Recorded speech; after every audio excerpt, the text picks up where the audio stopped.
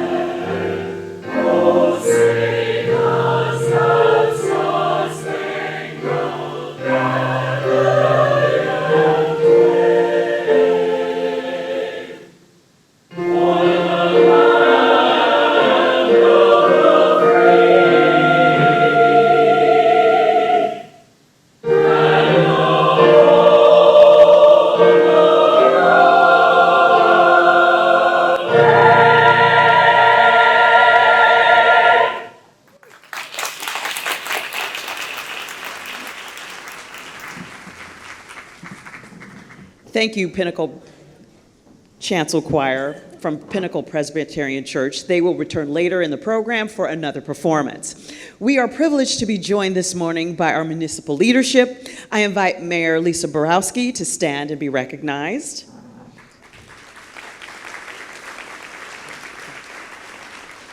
I also invite our City Council, Adam Quasman, Solange Whitehead, Jan DeBoscus, Barry Graham, and Kathy Littlefield.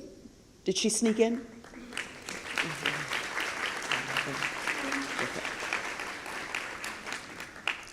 I would also like to recognize our City Manager, Greg Caton, and Deputy City Manager, Judy Doyle.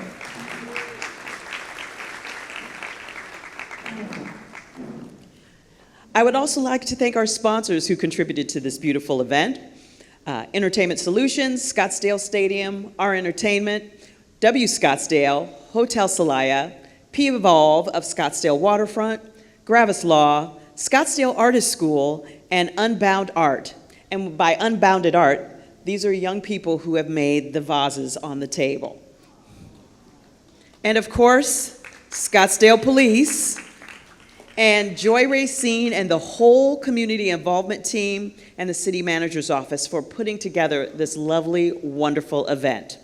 Most importantly, I want to acknowledge you, the residents. Good morning, and thank you for joining us to celebrate Scottsdale's 75th anniversary since incorporation.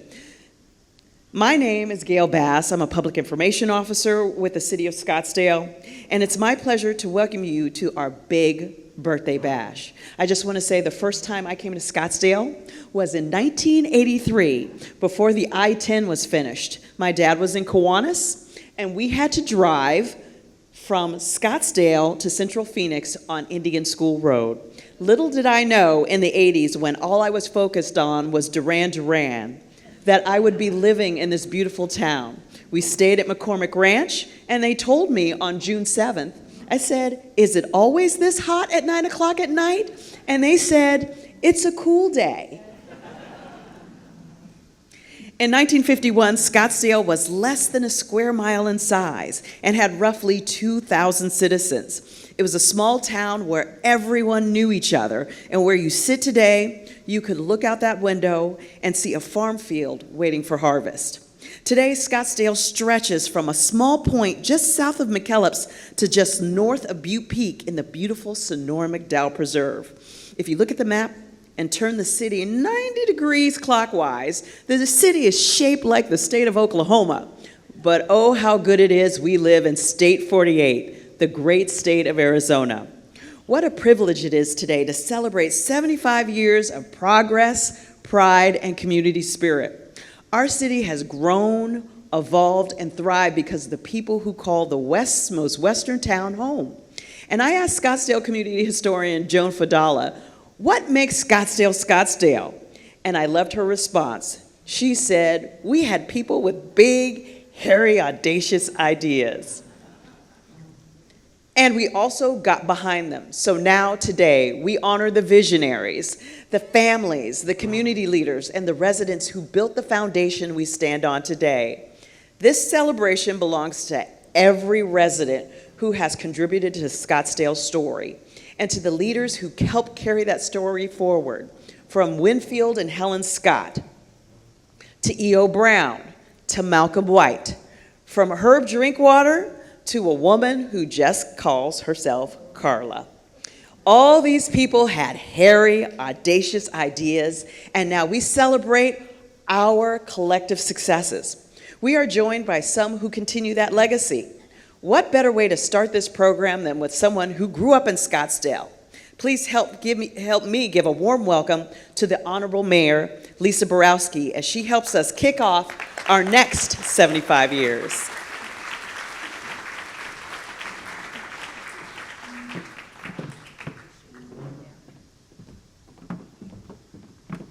Thank you. Well, happy birthday, Scottsdale. Excited to be here. So I've been asked to talk about my experience growing up in Scottsdale, and that's what I'm going to do today. Super excited about that. I'll start by saying I never thought I'd be standing here before you.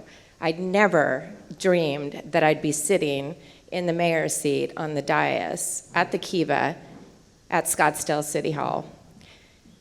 So growing up in Scottsdale, it turned on horses. Our lives, my sister and I and my family, were equestrians from the day we were born, honestly. We fell in love with horses.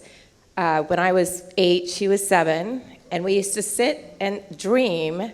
We would have to get in trouble because one of our parents would come over to our room where we shared, and they'd tell us to turn off the lights because we were still up late at night thinking of horses' names and deciding which were the best names for our future horse.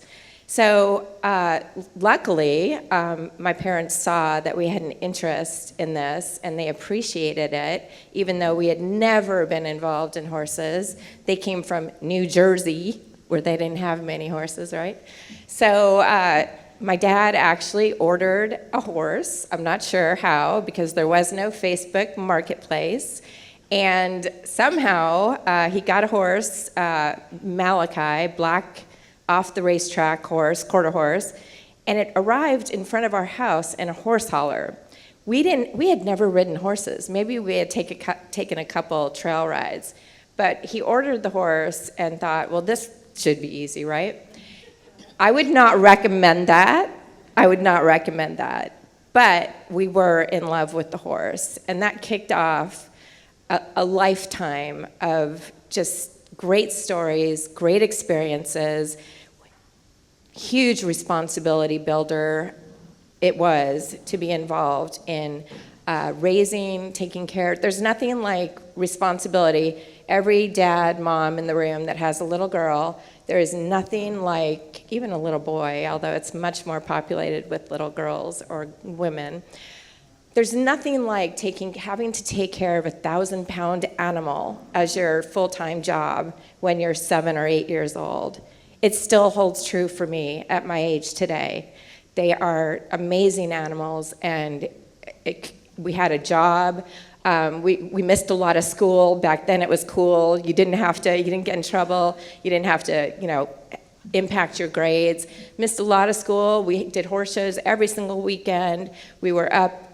It certainly was an inhibitor to having a boyfriend, I'll tell you that, in high school. That was good. My dad had a plan. He wanted to keep us away from the boys, so therefore we were around a lot of horses a lot of the time.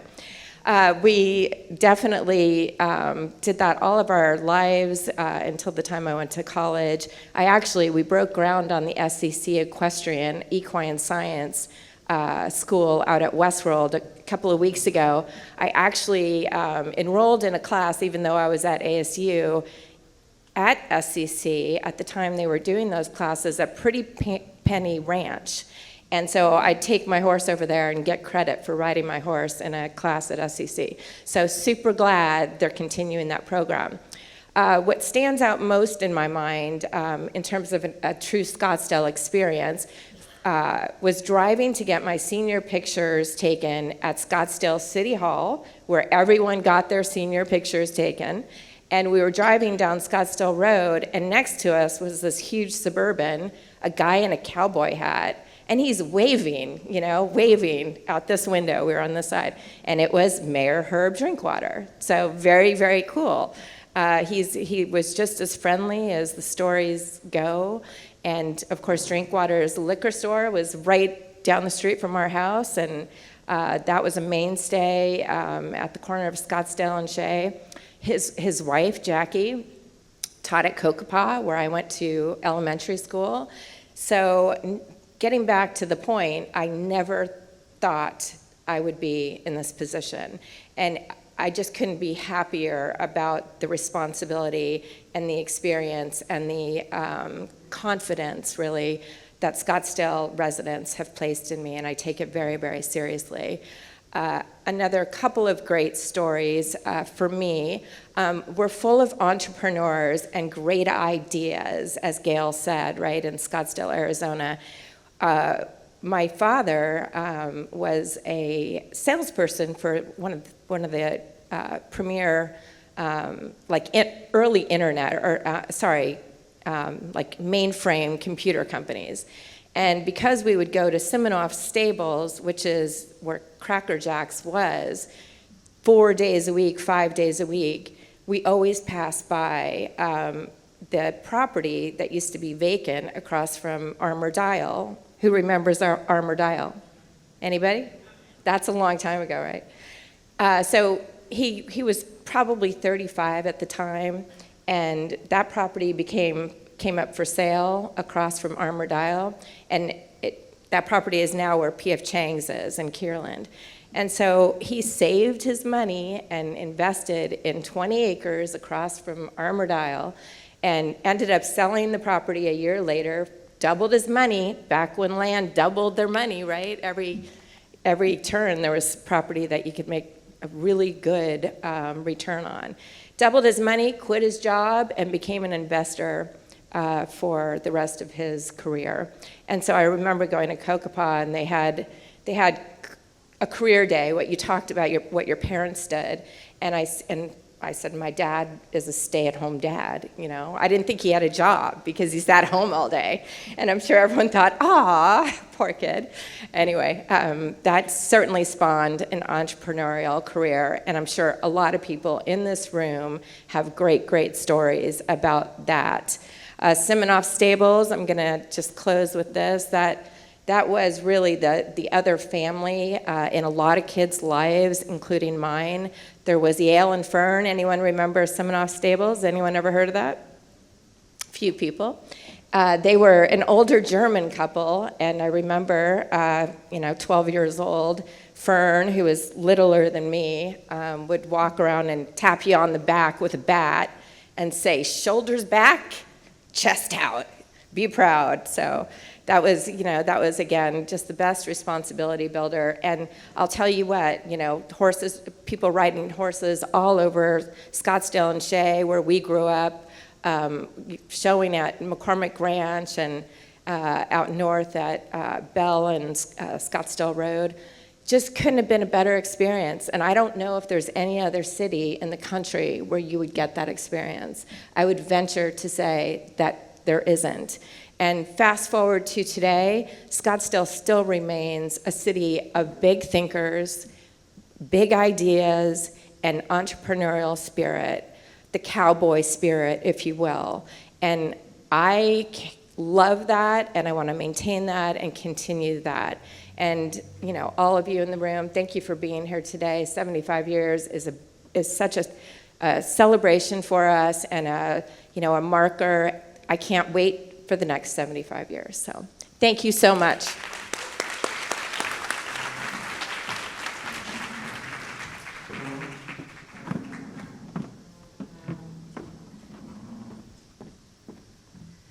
Thank you, Mayor Borowski, for your words. Built on the mission of building bridges of international understanding and fostering goodwill, the Scottsdale Sister Cities program fosters student, educational, and cultural exchanges with 8 sister cities spanning the globe. Happy birthday, Scottsdale, from the Scottsdale Public Library Board. Happy birthday, Scottsdale! 我们是海口市人民对外友好协会，祝斯科茨赖尔士生日快乐 ！Happy birthday! Birthday to you. Happy birthday to you. Happy birthday, dear Scottsdale. Happy birthday to you. Scottsdale Sister City.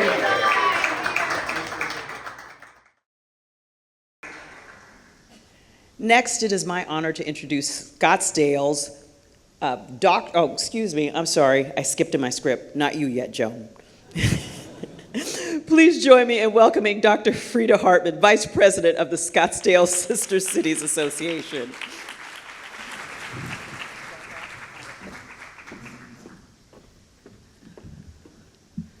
Thank you very much. Well, happy birthday, Scottsdale. I remember it was exactly 20 years ago today, I think, that my husband and I moved to Scottsdale. And I had been here several times in the area because I worked in Phoenix, and so I did some remote and some local. But when we moved here, he didn't know too much about it, but one of the things that he saw right away was how beautiful it was. And he said, you know, I could live here a long time. And it really is. But you know, the thing about Scottsdale, what you learn about it, is it's not just about how beautiful it is, which obviously it is, and all of the amenities that we have, the hiking trails and all of the parks and recreation and everything that goes on. But it's also about the people. And that's what makes a community great, is the people, and that they volunteer, and they're engaged, and they care. And so I've found some of the most wonderful people. I've lived in a lot of different states in my career, but I think the most wonderful people are here. And so we're very, very fortunate, and I am, because I'm with the Scottsdale Sister Cities Association, but I'm also representing the Sister Cities International, where I served on the board of directors for them as well. You may see some signs in the community that say something about Scottsdale Sister Cities, but how many really know what Sister Cities does? Just raise your hand. You know a little bit about them. Okay. We find that a lot of people don't really know too much about Scottsdale Sister Cities. And so what we want to do is to try to help everyone understand what our role is and the kind of value that we add in the community. What do? We welcome international delegations to come here. We have 8 sister cities. Our association has 8 sister cities in the world. They are located in Alamos, Mexico. We have another sister city that is in Interlaken, Switzerland. Marrakech, Morocco. You saw the one from Haiku here in China. We also have Kingston, Canada, in Interlaken, the Killarney, Ireland. And we have some that we're looking at now, but it's a constantly growing organization. At the international level, the Sister Cities Association has approximately a presence in 400 cities in the country, in the world, and 40 to 50 countries that are most recent, a total of about 160 or so countries that they represent. And so it's quite a task. This year, 2026, Scottsdale and Sister Cities shares a commemorative moment. It's really more than a moment, because we are currently celebrating in Sister Cities our 70th anniversary. So it's kind of interesting how it kind of coalesces together. We're having a really huge celebration in Washington, D.C. this summer, next month at the end of July. And if you go to the website, it's Sister Cities International, you can find out all about it. But we established as an organization 70 years ago under President Dwight Eisenhower. It was his vision that regular people like us could have a meaningful impact on bringing peace in the world. And he thought about citizen diplomats, because at the time, diplomacy was done by professional people, the professional diplomats. He thought about the fact that each one of us can be a diplomat. And we can do that by traveling. We can do that by establishing connections and friendships with people in other countries. And so there came to be his vision for us doing that, and he thought that when we would do that, that would help the United States and that would help all of us to come together in peace.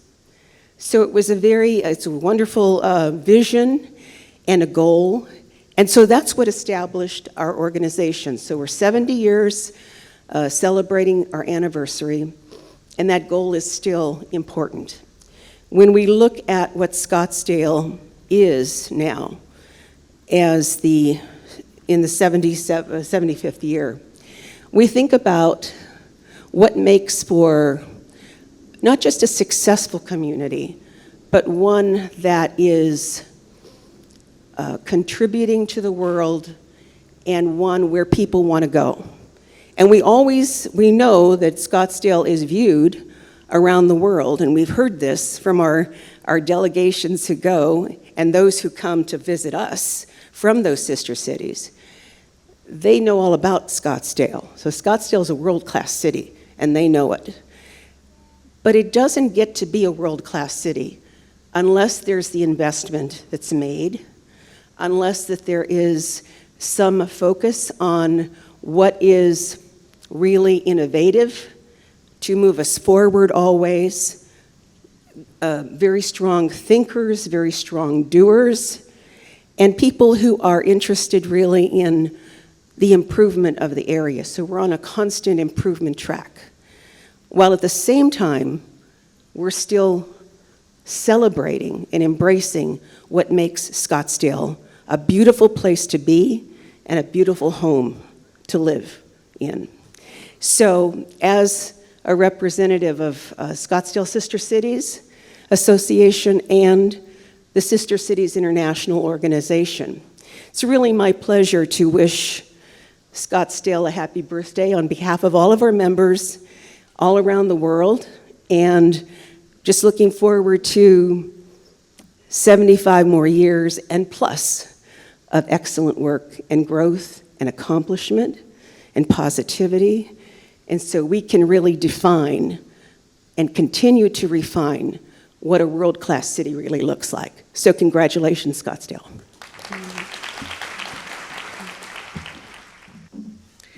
Next, it is truly my honor to introduce Scottsdale's resident community historian, Joan Fadala. Joan is a Scottsdale resident, a journalist, a former Air Force public affairs officer who served 9 years in active duty and 12 years in the reserves at the Pentagon. As a civilian, she has worked in public relations for multiple organizations, including the Scottsdale Chamber of Commerce, one of the reasons we're here today. And whenever we cross paths around the city, she's always got a story about the people, the buildings, the streets, the businesses, and to quote her again, the big, hairy, audacious ideas that makes this city a true diamond in the dust. Everyone join me in welcoming Joan Fudalo.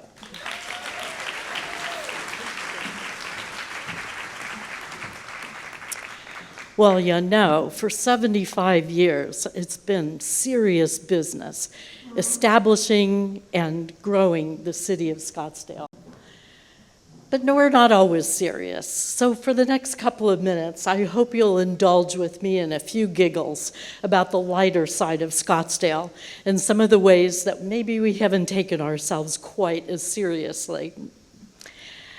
We also are a city, although we have so many attributes, as have been talked about, we love to have fun. So let's look again at a couple of ways that we've had so much fun. And I do have to give a shout out to the archives of Scottsdale Progress, because I never realized until I started getting into the lighter side of Scottsdale that old Jonathan Marshall, the longtime publisher of the Scottsdale Progress, had a pretty decent sense of humor, because some of the things that he printed on the front page of the paper are pretty darn funny. So let's start out by remembering some of the fun things that happen at our beloved Parada del Sol, which also, because it started, next slide. This isn't, there we are. Anyway, we've had so many great times over 75 years of Parada del Sol. And the fun really began also in 1951, just a few months after the city was established and incorporated.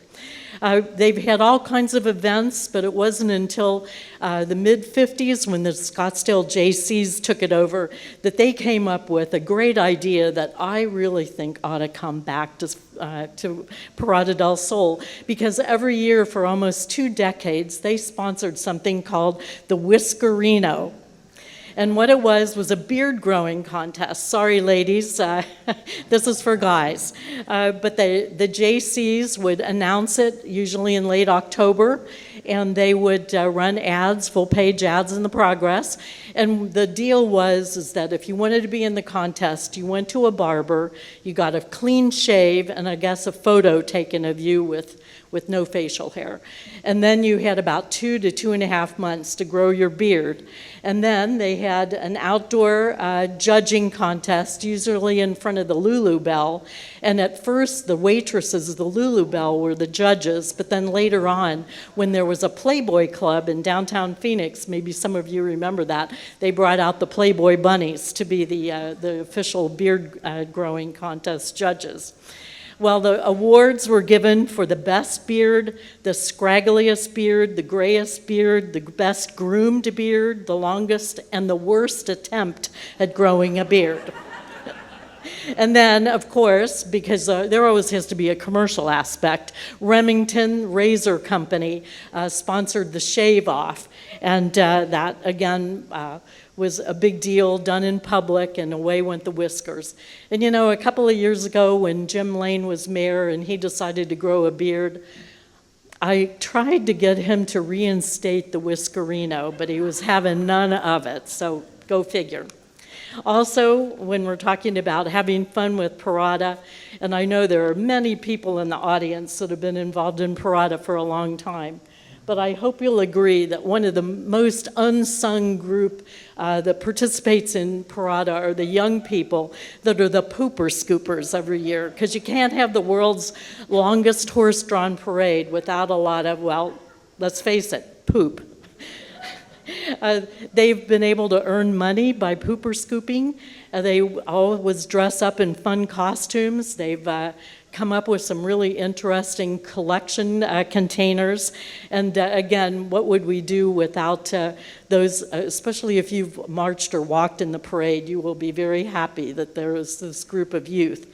But one of the best stories that I ever heard was a couple of years ago. I was giving a talk about the history of Parada, and afterwards the widow of the late Councilman Renee Wendell came up and said, I wonder if you've ever heard that we had a fundraiser during Parada back in the 80s called Road Apple Roulette.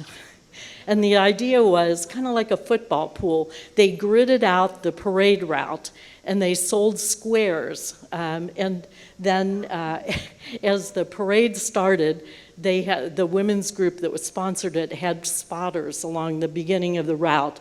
And the first road apple that dropped, if you had that square, then you won. You split the pot with half of it went to the charity, and the other half went to the winner.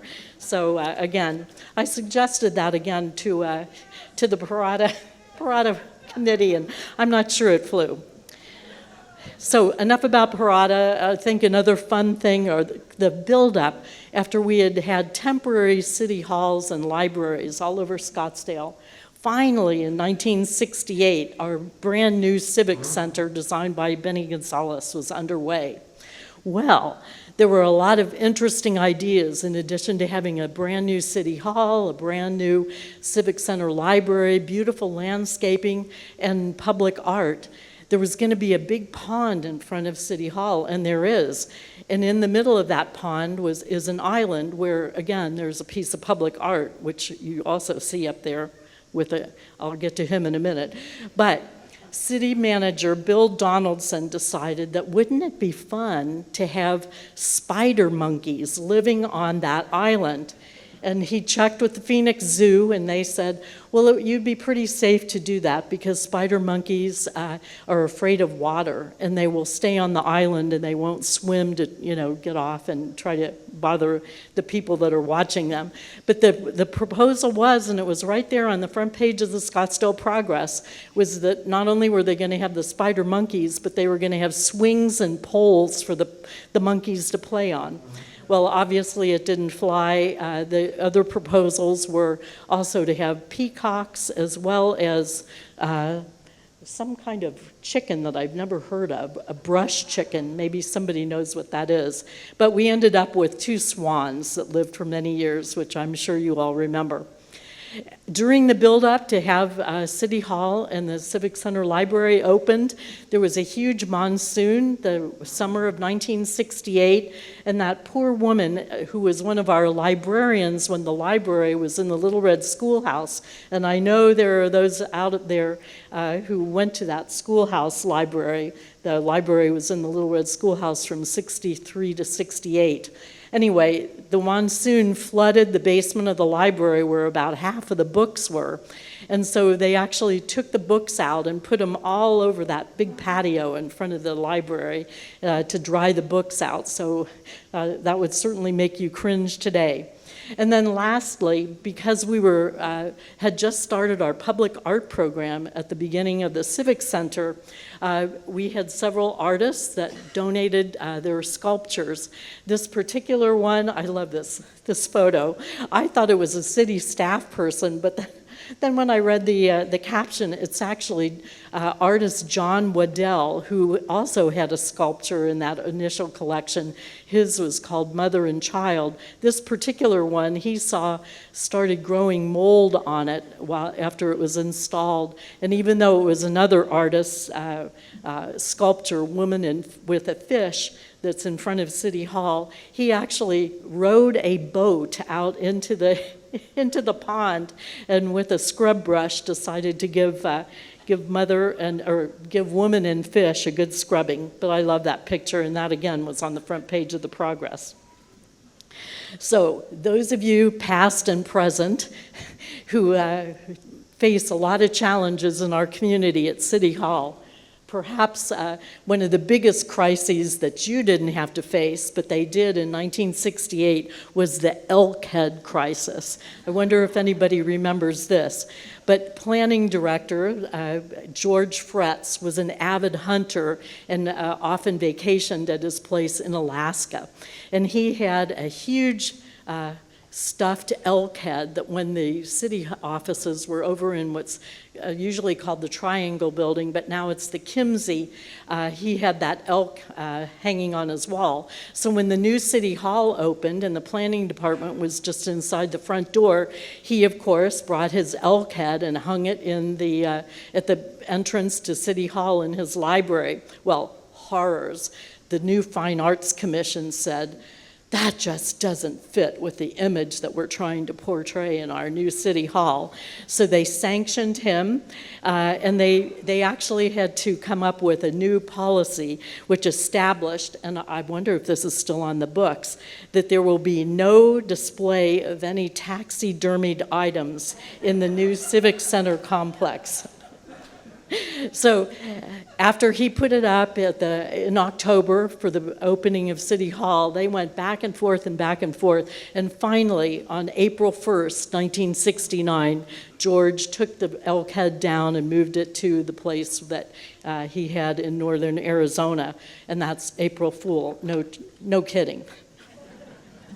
And then, speaking of City Hall, and I know one person in the audience will certainly recognize, oops, okay, come on. Some of the visitors that have been to City Hall. When Mayor Sam was mayor, if you'd been to her office during her 4 years, you would have tried to make conversation with Miss Patient Waits, but she wouldn't talk back. She was a stuffed being, and she actually was brought here from the Carson Peary Scott Company in Chicago's downtown loop. And actually, she was quite the presence in City Hall. No complaints from her, though. And she actually had a sister named Noni, and she is still alive, if you will, and in a former City Hall staffer's office. Some of you will remember Jeff Kulaga, who worked on the mezzanine and is now the town manager of Guadalupe. He now has Miss Patient Waits' sister. So again, we've had other famous people that have visited. Mickey Mouse came to visit. Bart Simpson came to visit. But perhaps the most exciting time was in the 1980s when the Hash Knife Pony Express actually came, after they delivered the mail, they came into City Hall and they actually rode their horses up the stairs and right into Herb Drinkwater's office. I just can't even imagine that. Now, speaking of Herb, and I'm glad that Mayor Borowski had a Herb story. I said, the day that I stop hearing Herb stories is the day I'm going to hang up my historian hat, because I love Herb stories. And Herb was an absolute brunt of innumerable pranks. He had a group that he came up through the Scottsdale JCs with, who were just the kings of pranksters. And that included Bill Mack, Dave Hawkins, Ron Coletti, Bill Rummer, and Richard Thomas. And a couple of the things that they did in 1982, while Herb and Jackie were spending the month of August at their place in upstate New York, they got the keys from Jamie Drinkwater, the daughter, and got into the Drinkwaters' house and put in the entire tail of a Beechcraft Bonanza aircraft. And then the Progress ran an article saying that Jackie, when she got home, was not too happy to see an airplane or a big part of an airplane, and asked them to take it away. Another time, they brought a donkey into the house. Another time, an entire 1928 Model A Ford they disassembled and reassembled in the Drinkwaters' living room while they were away. And when they came home, they found that. One year, his prankster friends hoisted a 19-foot boat with a crane over their fence and put it in their swimming pool.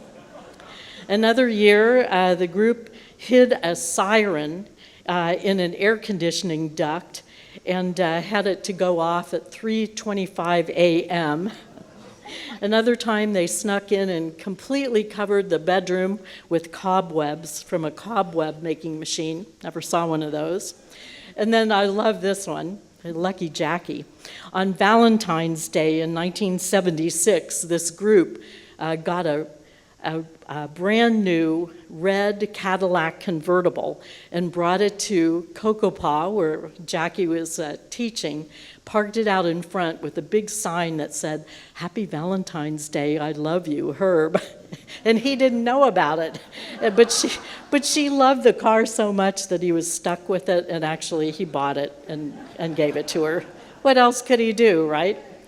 And then in 1987, knowing that we had such a mayor with such a great sense of humor, the David Letterman show called, and maybe some of you remember, when he had the late night show on NBC, Scottsdale was actually the home base for the top 10 list. And so they decided, well, let's call the mayor and see if he'll read the top 10 list over the phone, which he did. And then a favorite last Herb story, Janie Ellis told me this. They were on a Sister Cities trip to Alamos, Mexico, and all the way down on the bus, Herb was asking Janie, now how do I say hello in Spanish? And she said, it's hola amigos. And so when they got there and he was introduced, he stood up in front of the audience and he said, hola amibas. Oh well.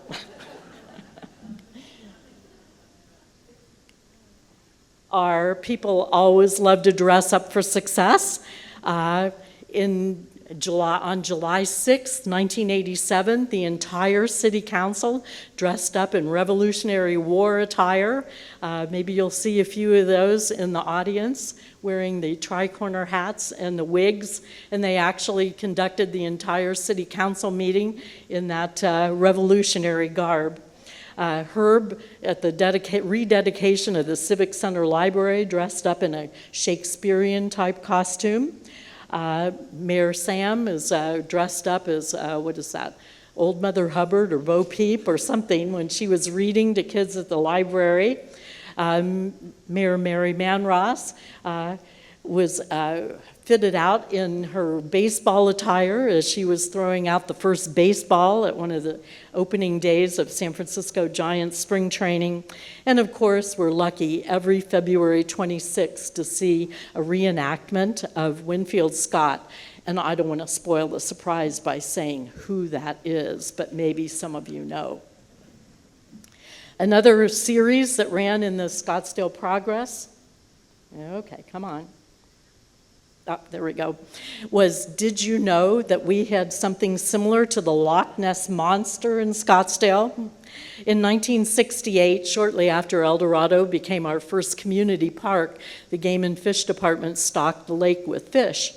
And apparently, it was reported to Parks Director L.B. Scasewater that a child was hooked a fish and was practically dragged into the water. And so the rumor started that there was a monster fish in the El Dorado Lake. So the Scottsdale Progress started a fishing derby and invited kids from all over town to come and try to catch the local Loch Ness Monster.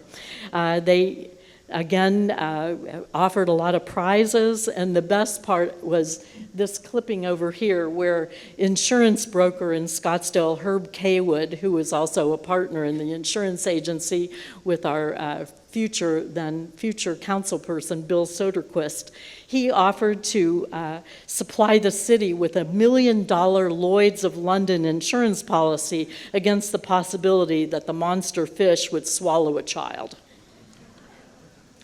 Don't know because they didn't follow up with whether the fish was ever caught, but again, for weeks, this monster fish thing was covered in the Scottsdale Progress. If you've ever been to the Barrett-Jackson, you know we love everything that has to do with vehicles in Scottsdale. In fact, in the 1960s, before we could build more parks, we actually had a Funmobile. How fun is that? And then below the Funmobile, it's hard to see, but the YMCA partnered with the school district and the city to have a pool mobile.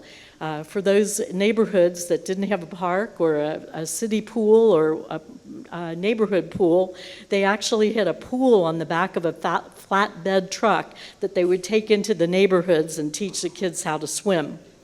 How fun is this? We actually had 2 Bricklin Gull Wing sports cars that were part of the Scottsdale Police Department for a couple of years. And they were part of the DARE program going into the school district. And of course, our beloved mechanized garbage truck, when we became the first municipality in the entire world to have a mechanically armed garbage truck, it was affectionately called Godzilla. And Godzilla got a lot of press, including every child in elementary school in the entire country got to know about Scottsdale, Arizona, because Godzilla was featured on the front page of the Weekly Reader in elementary school. And then another thing that was a lot of fun to see is as we were establishing the McCormick-Stillman Railroad Park, to watch some of the depots and train cars being brought into the park. This particular one is the Aguila Depot, and it was when it was brought from Aguila, Arizona through Wickenburg. I guess it was one of those things where, are you guilty by a sin of omission or commission? And they decided, I won't say who they are, not to get a permit and just kind of sneak through town, through Wickenburg on their way to Scottsdale, and they got stopped by the police on their way here and almost had to spend a night in jail because they didn't have a permit to bring the depot through town. So only in Scottsdale do you have some fun things like this. It had been 140 days without rain in 1972. So once again, the Scottsdale Progress ran a rain derby. And to kick that off, 3 guys did the promotion.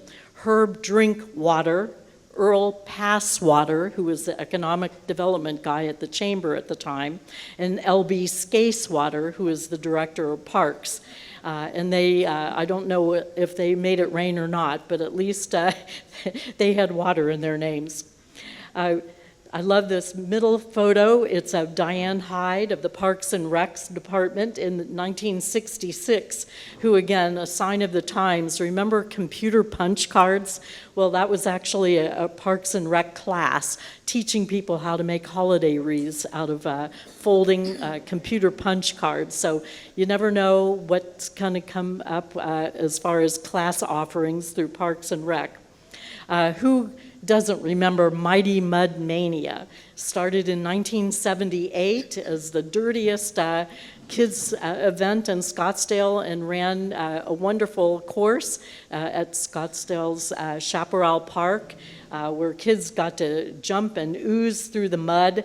And again, we have Terry Erickson from the Parks Department to thank for the many years that people enjoyed the Mighty Mud Mania. L.B. Scasewater, again, he made quite a name for himself when he was the parks director. He came up with all kinds of great ideas, but he was also quoted in this article in the 1972 that there were reports of people picnicking in the old Choya Park, which used to be an equestrian park at the end of the Scottsdale Airport runway, and this was before Westworld. Anyway, picnickers had said that they saw a ghost of a prospector roaming around from the McDowells and heading toward Choya Park. And so L.B. Scasewater ran an article in the front page of the Scottsdale Progress asking pilots that were landing at the then relatively new Scottsdale Airport to be on the lookout for the ghost and report it. So again, you just never know what's going to happen in Scottsdale. And then last but not least, although surviving the COVID-19 epidemic was certainly a challenge in Scottsdale, we had a few lighthearted moments too. There we see Mayor Lane next to the big jackrabbit at Marshall Way and Indian School, masked, both of them masked up. And then the small head of Winfield Scott in the library director's office, also masked up. So I hope. Okay, come on, one more time. There we go. I hope this gives you an idea of, although Scottsdale has had serious challenges, had wonderful ideas, had dedicated people, we also know how to have fun, be lighthearted, poke fun at each other, sometimes in a very healthy and friendly way, and that we enjoy each other's company and can have a good laugh together. I hope that you all continue making history, because I need the work. And, and last but not least, because I, too, am embarrassing myself by showing a picture of me dressed up as a saguaro cactus walking down the Parada route, will say that this year is particularly special to me because I was 75 in January, and I know at least two other people in the audience, Jean and Dawn, are 75, and perhaps there are others too. So not only do I wish happy birthday to Scottsdale, but also happy birthday to my fellow 75-year-olds. Thank you.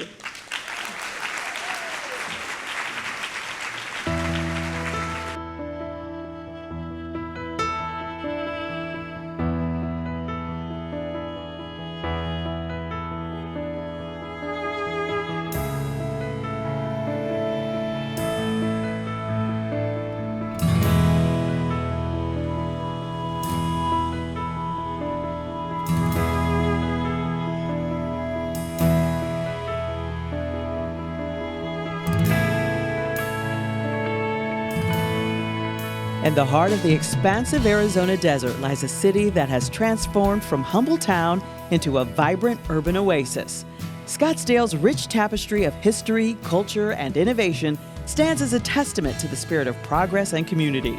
As we mark the 75th anniversary of its incorporation, we celebrate the milestones that have shaped its identity and the visionaries who have paved the way for its future. Join us on a journey through time, exploring stories, events, and the people who have made Scottsdale the city it is today. This is Scottsdale, Diamond in the Dust.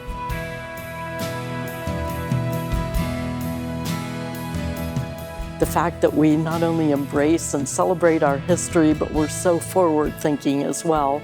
And we live in the present to make sure that we're a great place to live and raise a family and have a business and learn new things. And actually, it's a great place to have fun.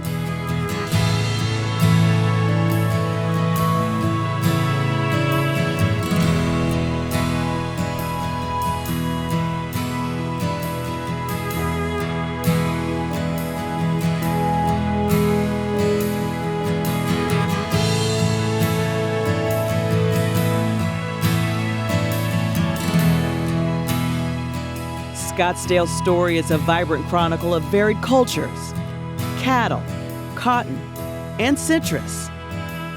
From cowboys to bootleggers, artists to an airport that helped transform a once small homestead, and a crucible of innovation that even gave us a Godzilla.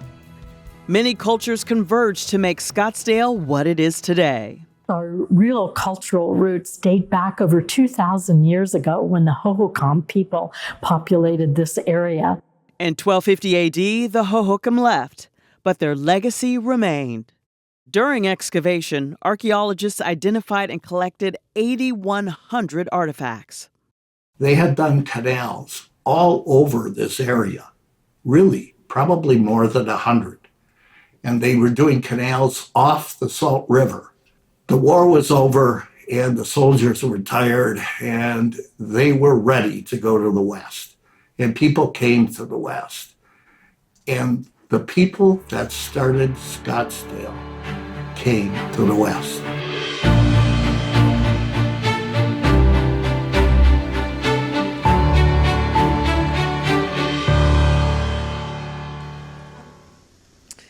You just watched the first few minutes of a documentary Scottsdale Video Network is producing called Scottsdale, Diamond in the Dust. It will premiere in September at the Western Spirit Museum, Scottsdale's Museum of the West, and you'll be able to watch that documentary and hear one of Joan's fabulous talks. Now, once again, if you would take your seats, Once again, we welcome the Pinnacle Chancel Choir under the direction of Dr. Alona Kubaychik. Yes. Who will perform Magnificent McDowell's. Words by Scottsdale resident Harry Higgins, music by Andrea Jill Higgins. Magnificent McDowell's debuted on July 1984 at one of the first public meetings in support of saving the McDowells. Ladies and gentlemen, again, the Pinnacle Chancel Choir. I'll just take this. Panorama.